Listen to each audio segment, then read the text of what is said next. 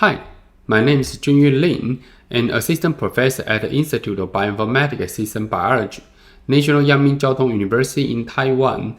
Welcome to this section. Here, I'm glad to share the topic, Network Medicine, translate big omics data into personalized medicine. Recently, advances in high-throughput biotechnologies have given rise to the increase of the massive amount of omics data, such as the genomics, proteomics, and transcriptomics. One of the reasons is that the cost decreases unexpectedly. Let me show you the example in genomics. In 2001, the cost was around $100 million per genome data. After sequence of the human genome complete in 2003, the cost was still very high. And in 2005, the milestone biotechnology next generation sequencing NGS was developed, and the sudden and profound outpacing of the Moore laws began in January 2008. Now, the cost of sequencing a human-sized genome is around $1,000. It's cheap, right? So we have entered to the big omics data generations. Before 2008, the researcher can manually analyze the data. And around 2010, most of us already use the personal computer to deal with the experimental data. Now, the human genome sequencing capabilities beyond 200 terabytes per day, the amount of sequence data became the big omics data. Obviously, it will be more and more necessary to use the cloud computing and high-performance computing system for analyzing this omics data.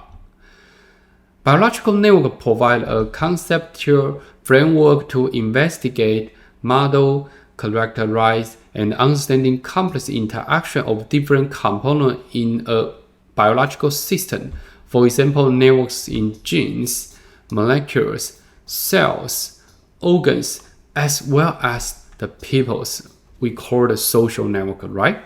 And network biology is the representation and the analysis of the biological system using tools derived from the graph theory. And network medicine is the application of network science toward identifying, preventing, and treating the disease. As you know, recently, the COVID-19 pandemic has highly affected all of our daily life. One application of network medicine is the prevention of the SARS-CoV-2 virus spread via the social networks.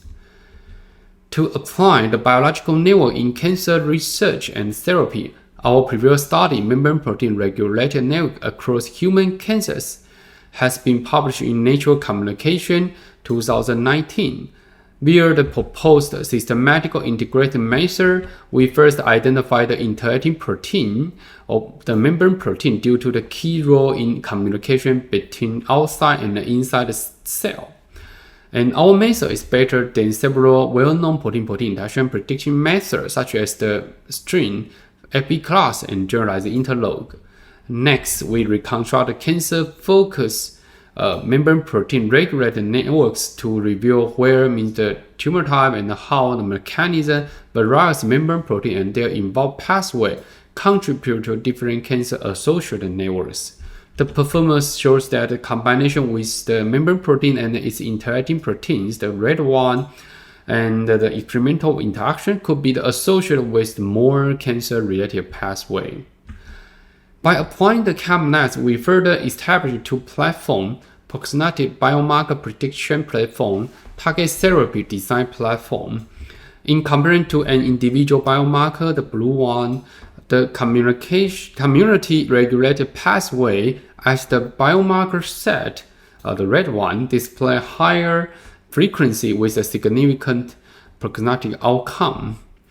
And moreover, biological networks are useful in identifying the druggable target and revealing the mechanism of drug action.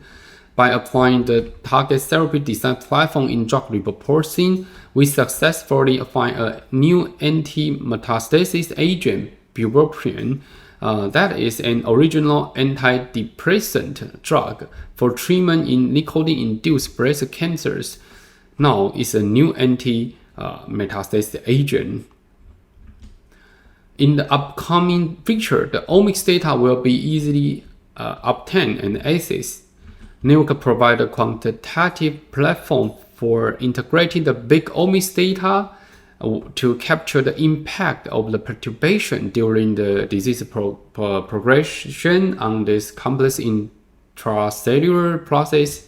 And each individual has unique molecular perturbation highly relevant to the personal medicine that can be examined within the context of his or her unique biological network. For example, the drug is effective in the individual one due to the target protein. The green one can quickly link to a key driver gene, the red one, but ineffective to the individual too, since the mutation causes the disruption of the interaction. To make the effect has to take a long route.